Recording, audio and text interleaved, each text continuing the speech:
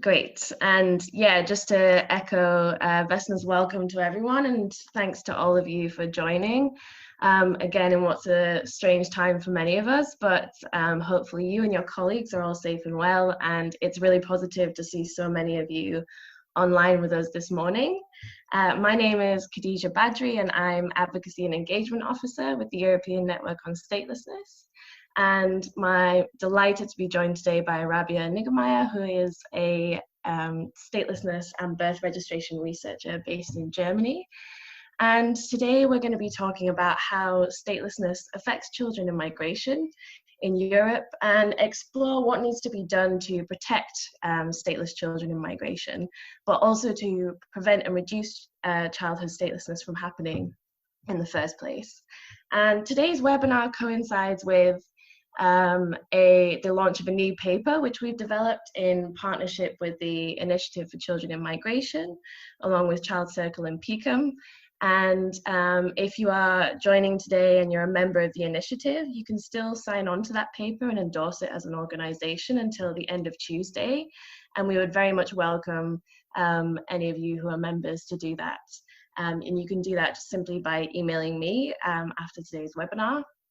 And before we get started, for those of you who aren't familiar with ENS, or the European Network on Statelessness, we are a civil society network organization made up of over 150 members across 41 countries in Europe, including NGOs, lawyers, academics and experts, as well as community organizations, all committed to addressing statelessness in Europe. And we focus on three main pillars of work around awareness raising, as well as law and policy development, and capacity building and training. And we do that both through our members at the national level, but also through regional coordination around those three pillars. And for us, children's rights, as well as forced displacement, are two of our priority areas that we work on, as well as access to justice and anti-discrimination. And through some of our forced migration work, we found that there was this gap of awareness, knowledge, and understanding of how statelessness impacts on people's journeys, both into and across Europe. And so what we've been trying to do is to fill that knowledge gap and to increase people's understanding of how migration is affected and people's experiences are affected by statelessness. And that's part of what we're trying to do today, to think particularly about how children in migration are affected.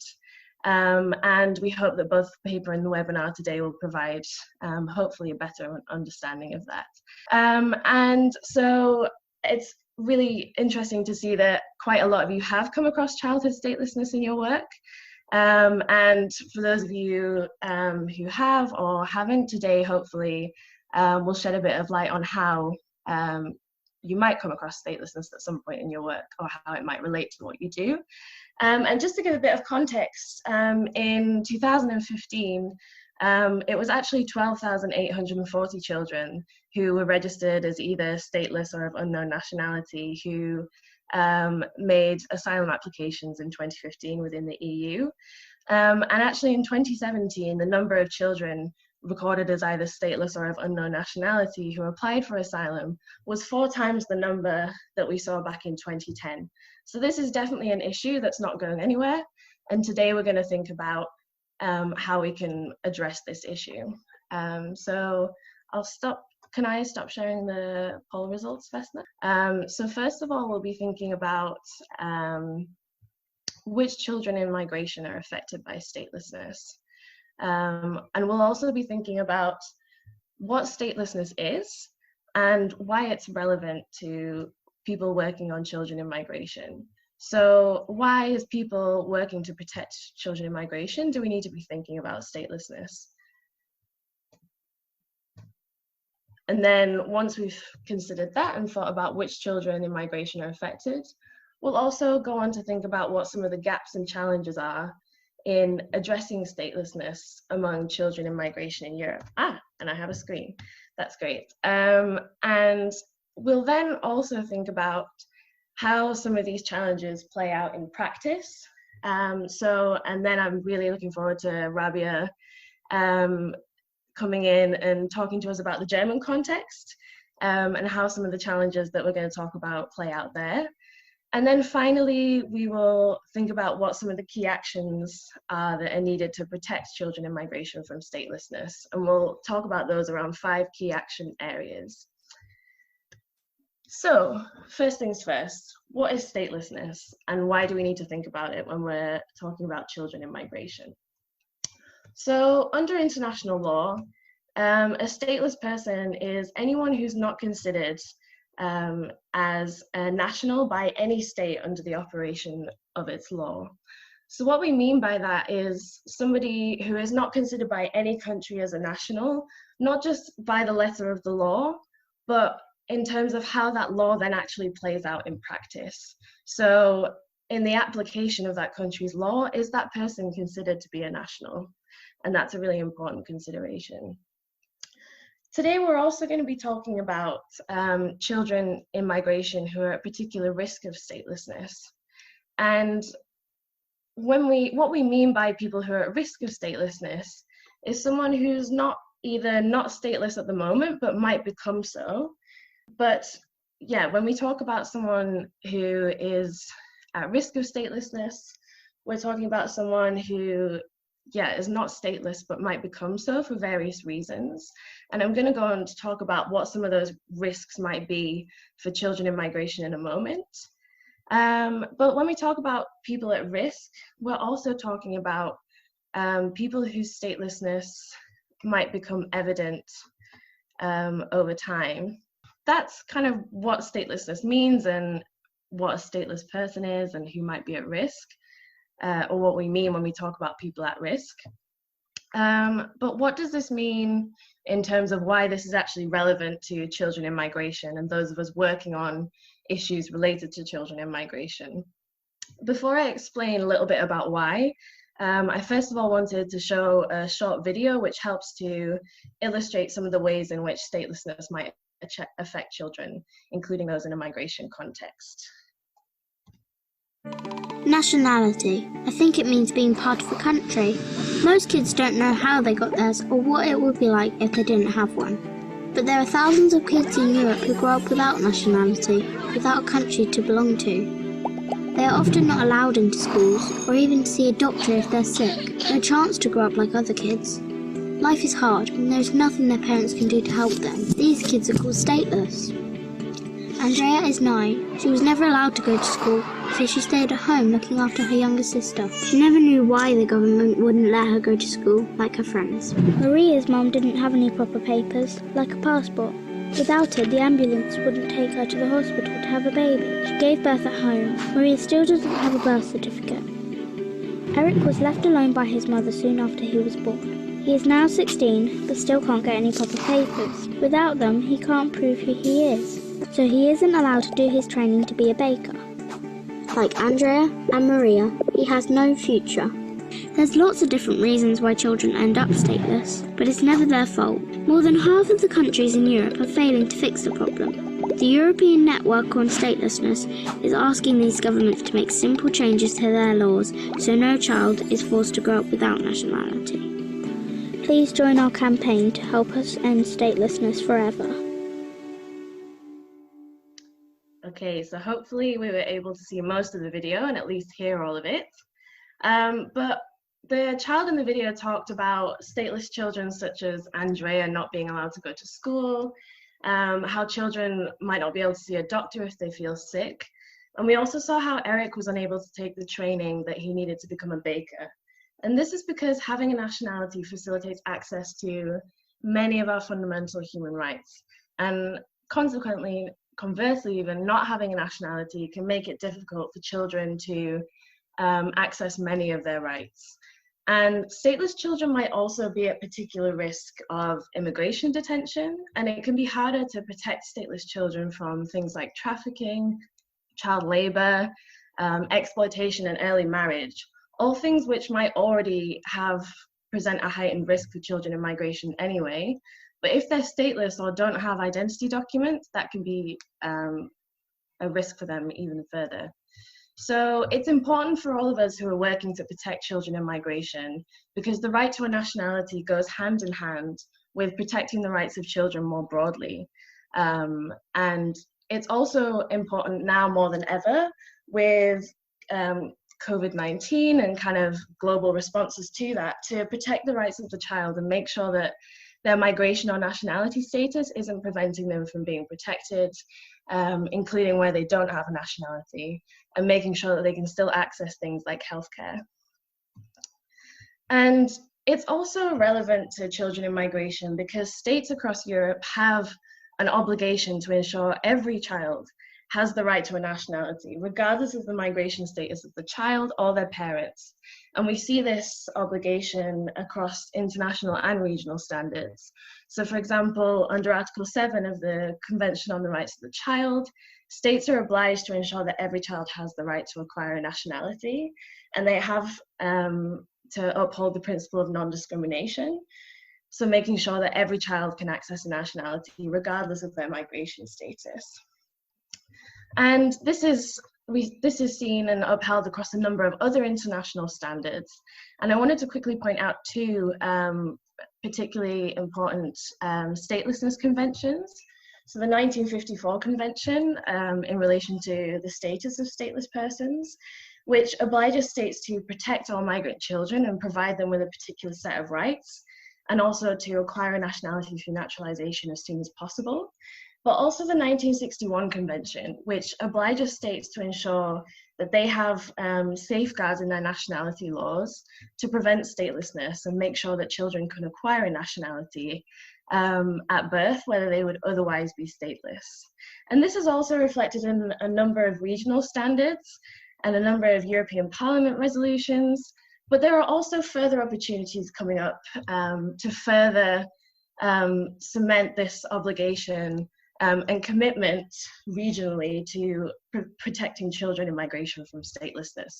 So thinking about upcoming things like the Commission's Comprehensive Child Rights Strategy, providing a particular opportunity for the Commission and member states to commit action to addressing the issue, but also in the EU's external action through things like the upcoming action plan on human rights and democracy, which allows us to build on previous work done in the EU's external action to continue addressing statelessness and its relations with non-EU countries.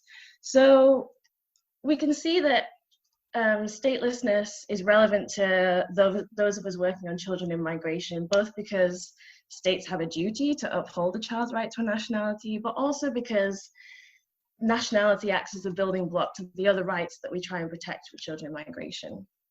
So now let's think about which children in migration might particularly be affected by statelessness. So both undocumented children, as well as children born en route to Europe, can face particular difficulties in securing their right to a nationality.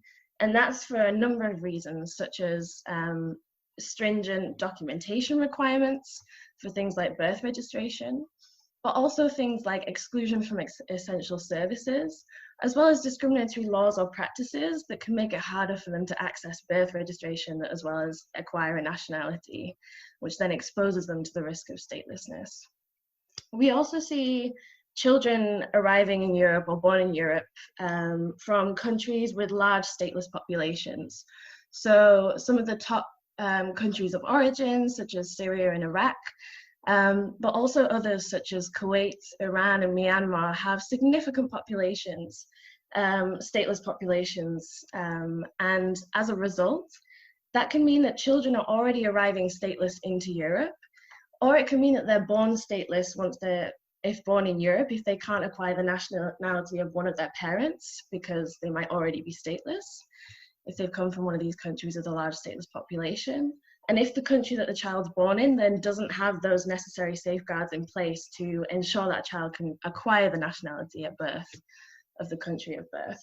So children might not be able to inherit their parents' nationality laws for a number of reasons, such as gender discriminatory nationality laws.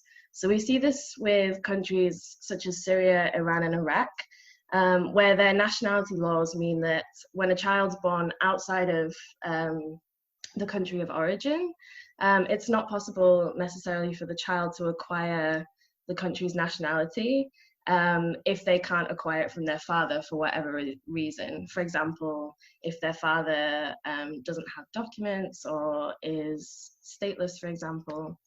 Or it might be the case that a country of origin's nationality laws requires the child to register with the state authorities in order to establish their nationality bond.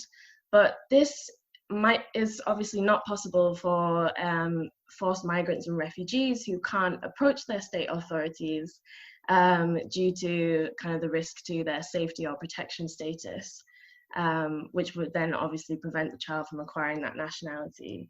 And it's also important to consider this in the current context with COVID-19 response measures, where, for example, consular authorities might not be fully operational. So what does that mean for children who have to register with the consular authorities to acquire their parents' nationality? But children in migration are also at risk of being affected by conflicts in nationality laws between different countries, because they or their parents have crossed across international borders. And the regulations for acquiring nationality can vary very widely between countries. And as a result, children on the move might end up falling between the gaps. We also see children from families with complex histories of displacement at risk of statelessness. So, for example, Iran has hosted a large Afghan refugee population for the last 40 years, with up to 2 million Afghan refugees living without a formal resident status. And as a result, they face significant barriers to proving either their Iranian nationality or their Afghan nationality. And that's then impacted on their children being able to acquire the nationality from their parents. And this has been further exacerbated when many of those Afghan refugees from Iran have been further displaced, with many coming to Europe. So we also need to consider children who are coming from families that have those complex histories of displacement.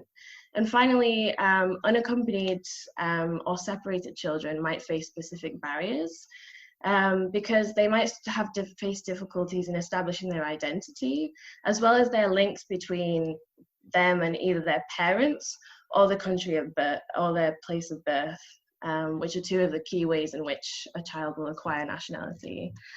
And I'll try not to spend too long on this because I really don't want to eat away the time and be able to hand over to Rabea. But to quickly think about what some of the challenges or gaps are in addressing statelessness among children in migration.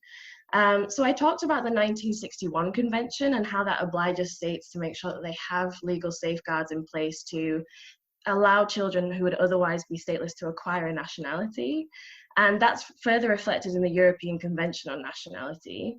But the reality is that only half of states in Europe actually have full safeguards in place to prevent childhood statelessness and allow children to acquire a nationality in all cases. In some countries, it's that it requires the parents or the child to have resident status, or it requires a further application procedure, which creates additional barriers to those safeguards being implemented fully. We also see barriers to birth registration. So because children often will acquire nationality either through the parents or through the country of birth, it's important to have an official record or documentary proof of where the child was born and who the parents are. And what birth registration involves is the state making an official record of the fact of the child's birth. And it often results in a birth certificate, which provides that official record of the child's name, usually, as well as the country of birth and the details of the parents. So that's a really important document for helping to establish and secure the child's right to a nationality. But what we find is that in the video, for example, we saw that Maria's mother couldn't get picked up by an ambulance to go to the hospital because she didn't have a passport or the papers required. And as a result, she had to give birth at home and couldn't have a birth certificate for Maria. And that lack of papers limiting access to birth registration is a real risk and something that we see a lot as a risk among migrant and refugee families who, for various reasons, might not be able to meet some of the documentation requirements that states might require for birth registration. We also see a lack of provision for children born en route to Europe.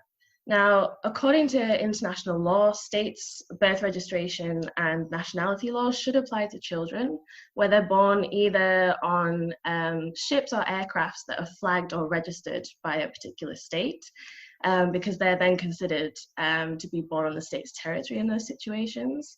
But a lot of countries don't actually have provisions in place for these children who are born en route, or they make the provisions dependent on resident status. And it then also leads the question of, well, what about children born in international waters or in an unregistered vessel? There's also a lack of awareness and poor identification of statelessness.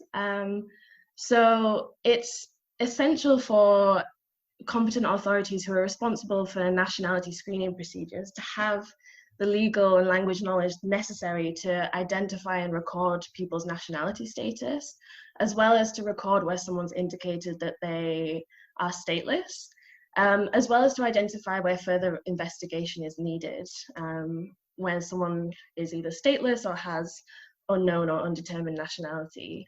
And yet the officials responsible for identifying and recording nationality status often actually lack awareness of statelessness, who might be affected.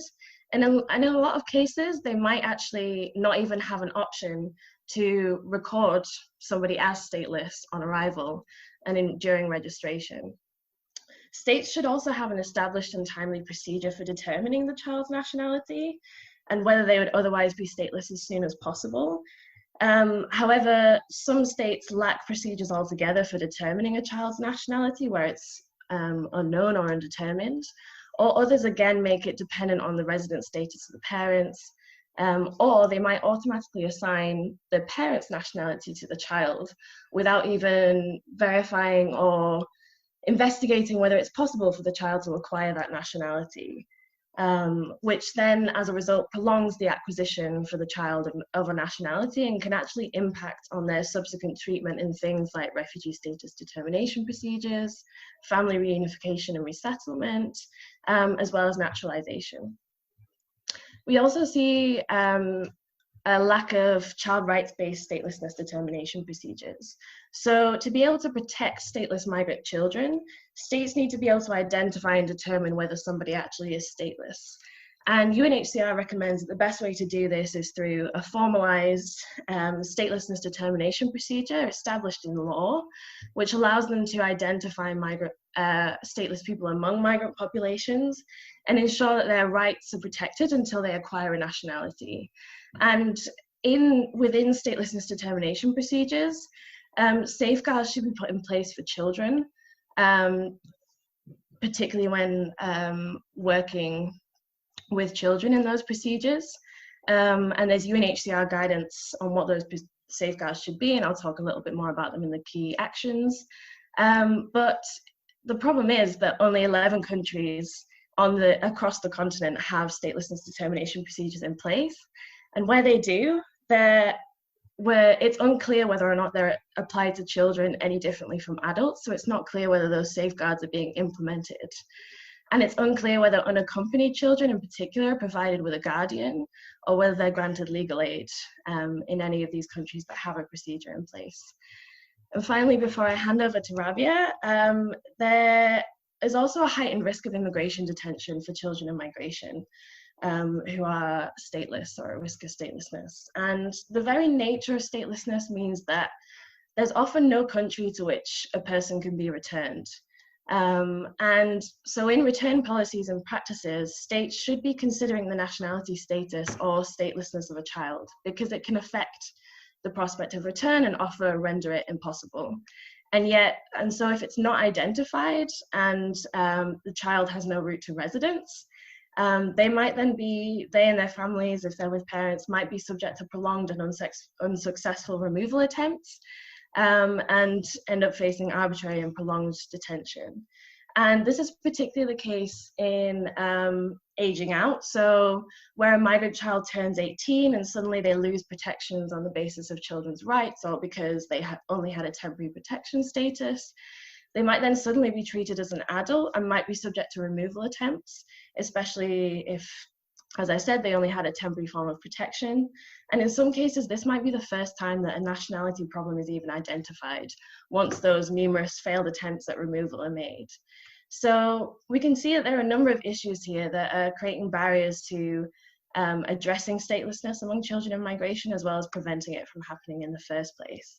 And before we think about what key actions are needed to prevent future cases and protect children, I'm going to hand over to Rabea now, who's going to help us focus in on how some of these challenges might play out in practice on the ground.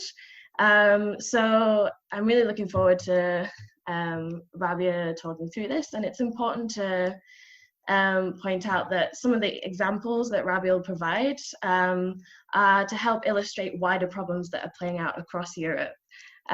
So it's not just that Germany is the only one with challenges, but I'll hand over to Rabea.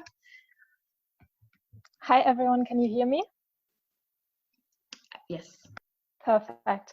Okay, thanks a lot, Khadija, for your presentation, and to Vesna for setting up this webinar, and to all of you for joining and staying with us today. Together, we're going to take a quick look at birth registration in practice today. And next slide, please, Khadija. We are going to look at the different stages of the birth registration process. I'm going to highlight some of the problems that arise in Germany. But as we go through the different stages, I'd like to invite you to think along: where might problems in the country you are working in arise, and do you see any similarities, or are there additional problems that you are aware of? And you can share in the chat or afterwards in the Q&A. Next slide, please. One problem is the availability of information. So in Germany, for example, you can find information on the birth registration process, for example, on the websites of civil registry offices. And I looked at over 200 of them and found that often information is only available in German, and that there is little to no guidance for stateless people, refugees, or other persons who lack all or some of the documents that are required in the process. And the information provided on some of the websites was incomplete or even incorrect. Sometimes it said if you don't have these exact documents, we're not going to be able to register the birth, which is wrong. Next slide, please. So for the registration of birth, parents who have migrated or fled may face problems in the process. On the slides, you can see some of the documents that are often required in the birth registration process. It varies a little bit from country to country, but these are often required. And access to these documents is a big issue, because some refugees, migrants, or stateless people might have all the documents that are required, but others might not have them for very different reasons. For example, people might belong to minority groups in their countries of origin and have faced access to discrimination and access to documents before, or documents might have gotten left behind, lost, or stolen, or there might be other reasons. Some migrants, therefore, might be able to get new identity documents through their embassies of their countries of nationality. However, this does not apply to stateless people who do not have a nationality, and it does also not apply to refugees and asylum seekers, because they face a potential risk of persecution through their state of origin and are, in accordance with the Refugee Convention, not to take up contact with their embassies. And this is very important, as it could lead to the termination of their asylum application or refugee status if they do contact the embassies. However, we've seen that civil registrars often do not possess the necessary knowledge of refugee law and might send people without documents to the embassy, irrespective of the legal status. If you know someone in the situation, please make sure that they know about their rights. So, for example, in Germany, recognized refugees are issued ID documents in accordance with the Refugee Convention, and these, in theory, can be used for the birth registration process. However, they often contain a remark that states that the identity information is based on statements from the holder only, so that no documents were supplied for this claim. And including this remark has been widely criticized in Germany because it directly opposes the ID function of the document as foreseen by the Refugee Convention. However, it is still widely used, and holders might face barriers in using this document to prove their identity to the civil registrar. So the question is, what happens if parents do not have the documents required? And at this point, it is important to have a look at both law and practice, as there is a discrepancy between the two. Next slide, please.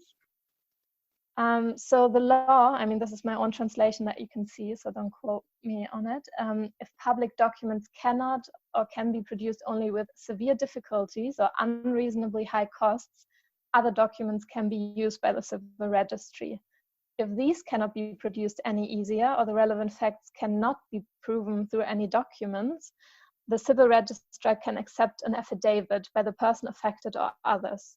So according to the law, official documents are preferred to establish identity, but it also foresees the possibility that there might be cases in which no documents are available, and it therefore opens the possibility of an affidavit, a sworn statement. Next slide, please. This is about the practice, and we've seen that it varies widely whether this paragraph is actually applied or not.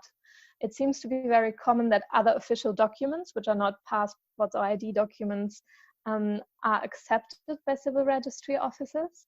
However, the possibility of an affidavit is actually very rarely used in practice.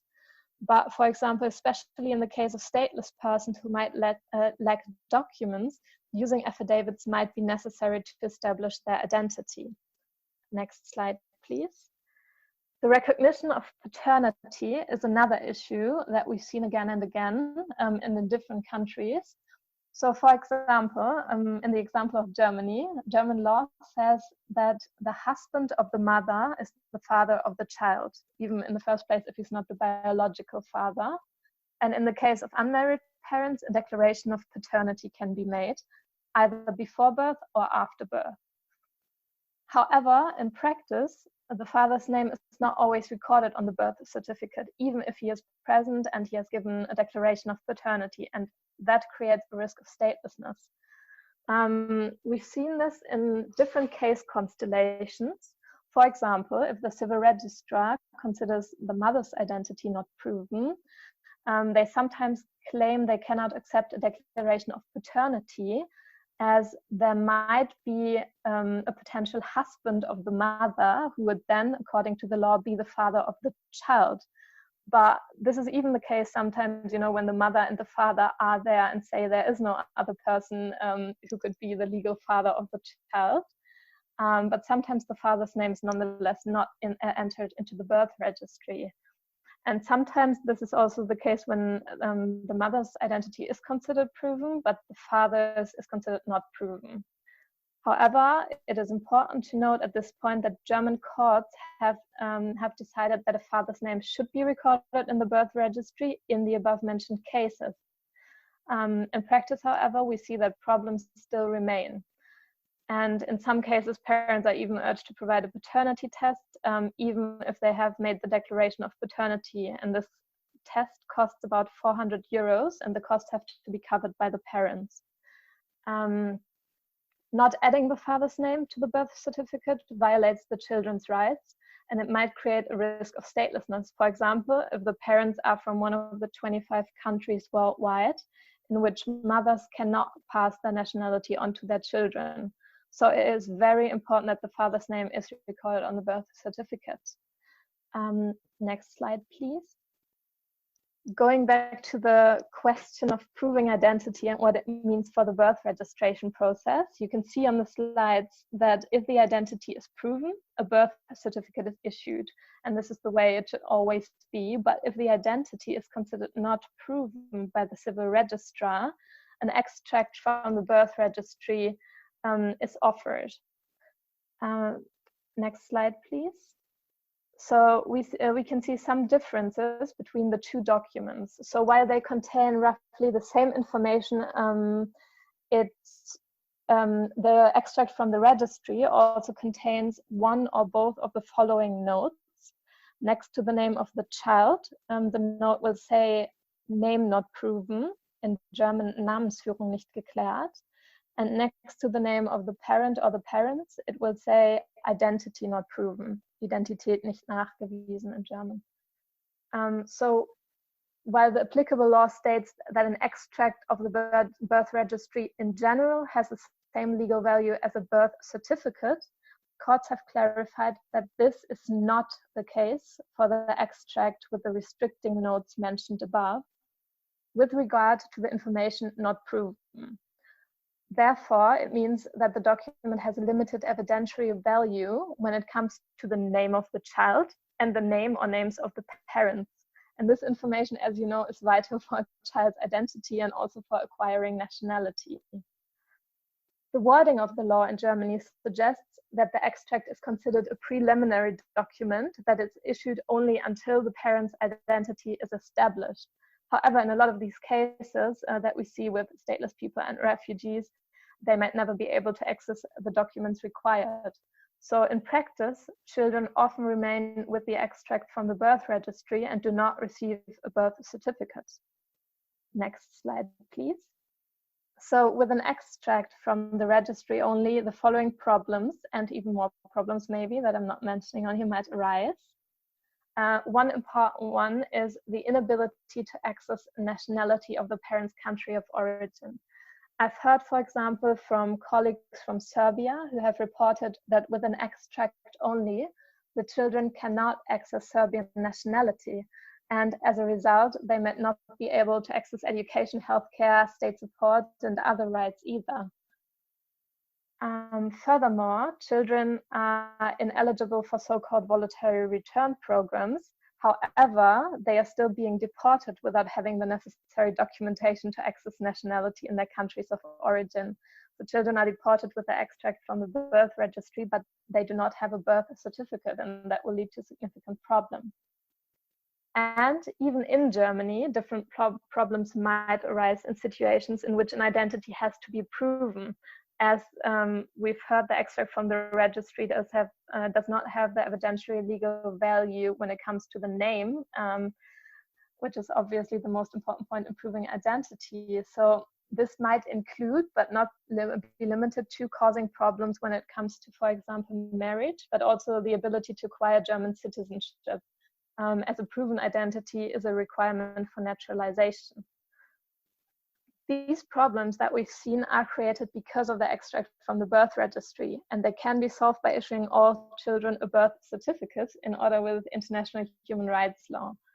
This example shows that for children, it doesn't only matter to be registered within the books of the birth registry, but it also matters very much what document they receive as a proof of registration. So thank you for your attention, and I'm very interested to hear from you as well. For example, if there's a similar document to the extract in your country, or if you have encountered problems with birth registration documents from Germany, but also about good practices, of course. So I'm looking forward to the Q&A, and you can also email me. You'll find my email address in the end. Thanks a lot for your attention, and back to Khadija. That's great. Thank you so much, Rabea. And I think that was a really good example of how some of these issues can play out on the ground for children in migration and kind of put them at risk of statelessness. But I think also highlights the importance of assessing countries not just on their laws and policies, which might look good, but also on how those play out in practice and what risks they might pose for children. So I want to make sure that we do have time at the end for questions. But quickly, we've thought about what some of the challenges are to protecting children in migration against statelessness, but what are the solutions then? What are the key actions that are needed to protect children in migration from statelessness?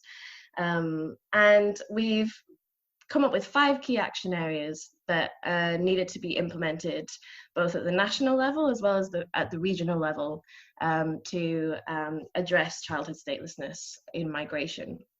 And first of all, coming back to those safeguards in nationality laws to prevent childhood statelessness. So first of all, states need to either introduce or improve existing safeguards in their nationality laws to make sure that any child who would otherwise be stateless is able to acquire a nationality. And that should be all children, regardless of their residence or migration status.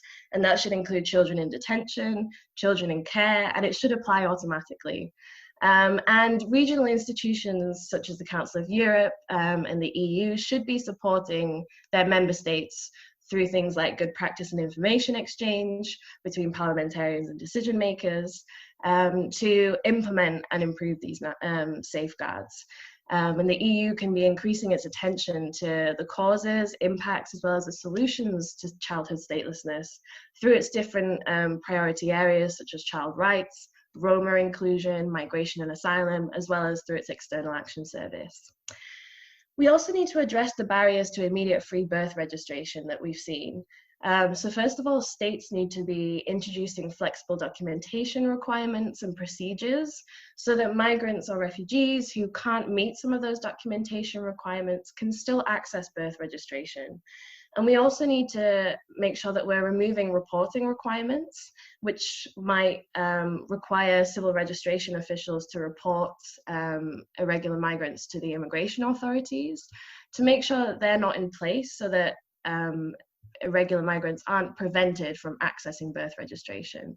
And again, the Council of Europe and the EU both have a role in this to promote the rights of children to acquiring a birth certificate and to birth registration. And that's upheld in things like the European Parliament resolution on children's rights, which calls on the Commission to be promoting access to birth registration. And also the Council of Europe pledged back in October last year at the high-level segment on statelessness to promote the right of children to a birth certificate. So there's a role there at the regional level as well. But we also need to be building the capacity and raising awareness among officials, civil society, as well as refugees and migrants themselves about statelessness and to better address statelessness, to make sure that we have an improved response, to make sure that statelessness is accurately identified and recorded, and also to prevent new cases of statelessness arriving. And a key part of this would be to distribute information to stateless individuals themselves about their rights and where to get assistance, but also to those assisting stateless people about what the legal frameworks are that they're operating in, as well as to decision makers with information about statelessness, such as country of origin information, but also things like common profiles of stateless people, so that they're more aware of what to look for. And then the EU also needs to invest in and promote statelessness specific responses across its migration response agencies, such as EASO and Frontex, to make sure that its staff and the countries that it's supporting are able to better respond to statelessness. We also saw the issues with identification and recording of statelessness and the problems that this can cause. So that really needs to improve. And both states and relevant EU agencies can be improving and standardizing their procedures, which identify and record nationality problems as well as or statelessness, both on arrival, but throughout migration processes where risk of statelessness or unknown nationality might arise at a later stage.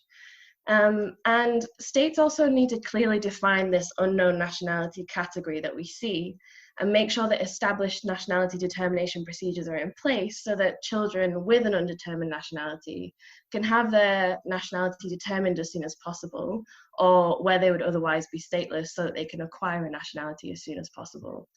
And there's also implications in this for the EU in terms of making sure that accurate identification and recording of statelessness and nationality status is implemented as part of the implementation of Eurodac regulations, but also that any establishment of a common EU registration procedure takes into consideration statelessness as well.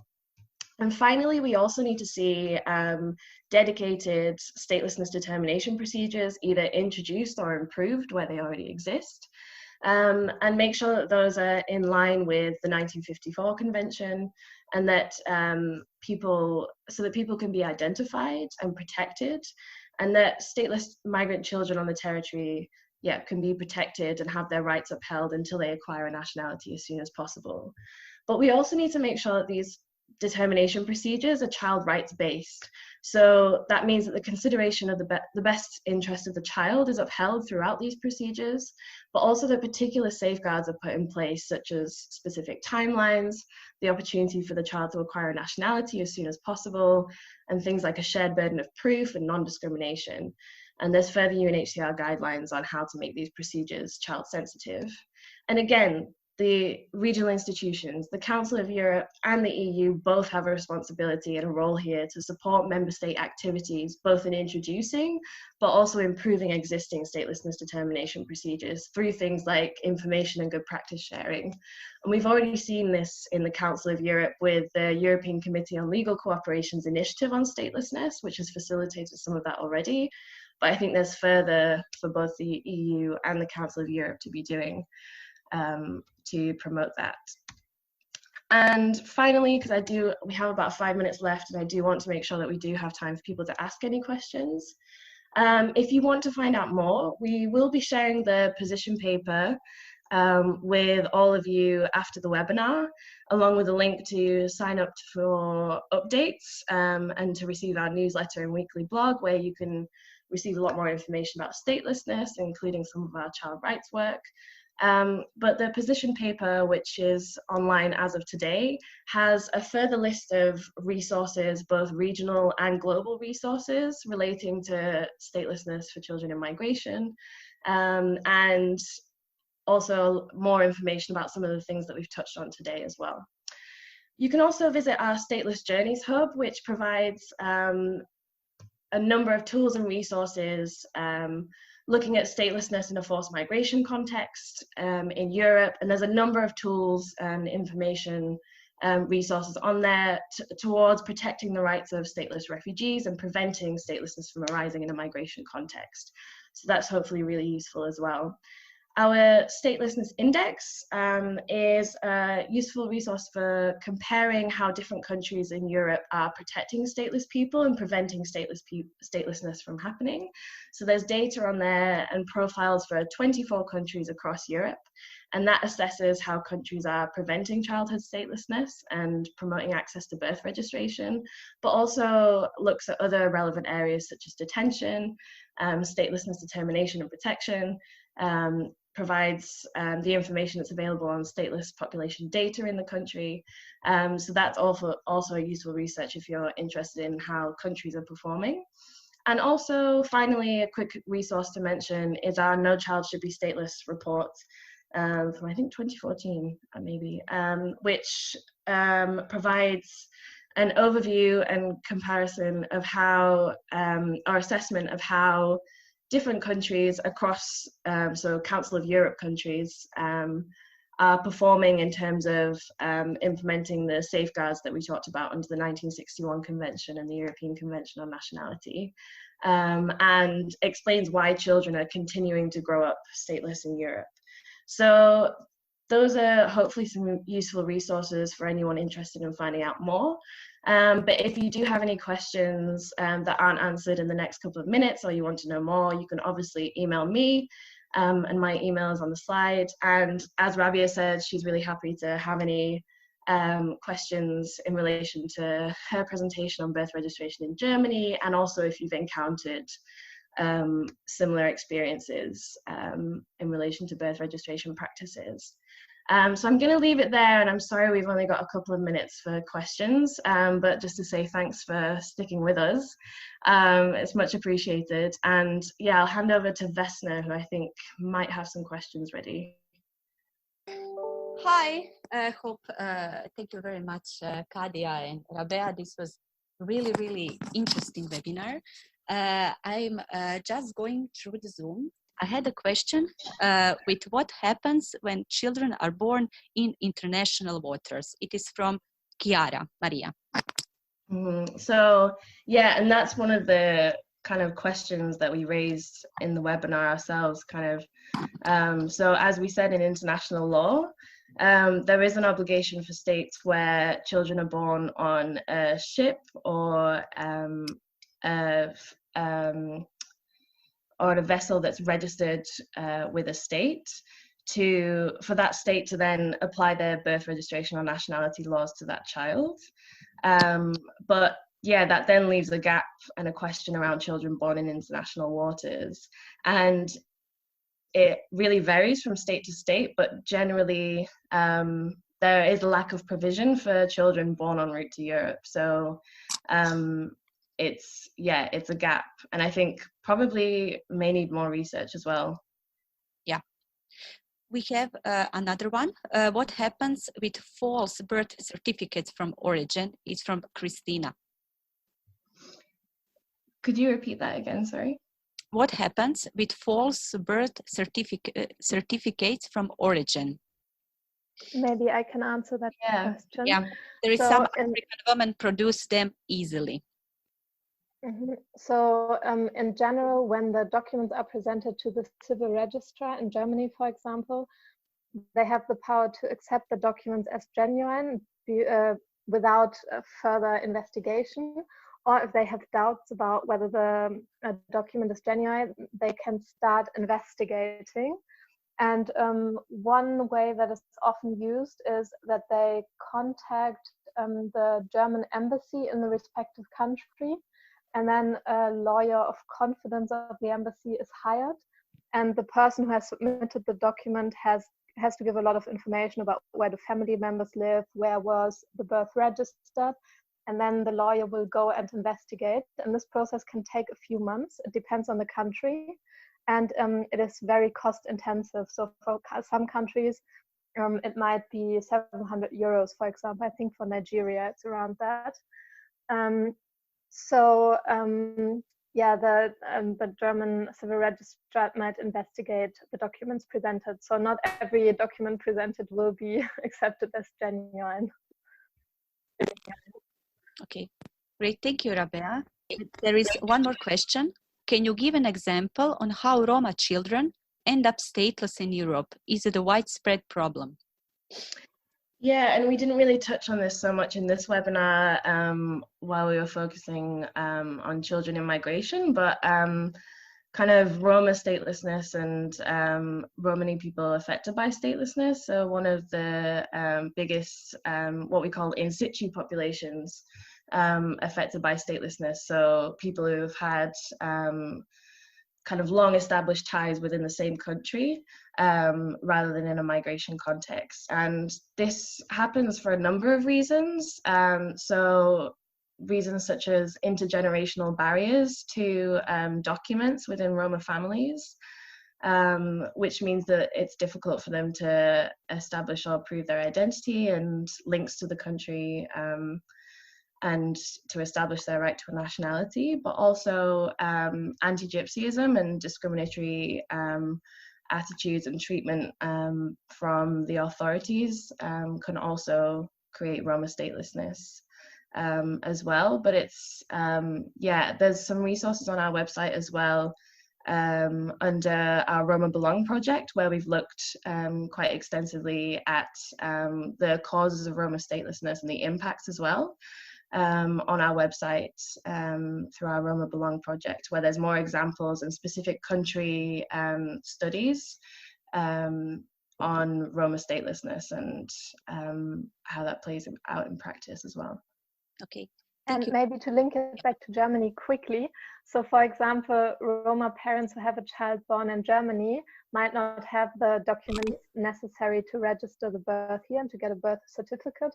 So they might only get the extract from the birth registry. And when they then return to the respective countries of origin, they might not be able to register the child and get a nationality. So that could be another way how Roma children could end up stateless. Mm. Thank you, Rabea. We have quite a questions more that everybody's sending me on private, so I will. I'm not sure if can you think? Maybe if people are happy to email me those, and I'm happy to. Yeah. We'd be happy to answer those, or Rabea if it's directed at Rabea. Yes, of course.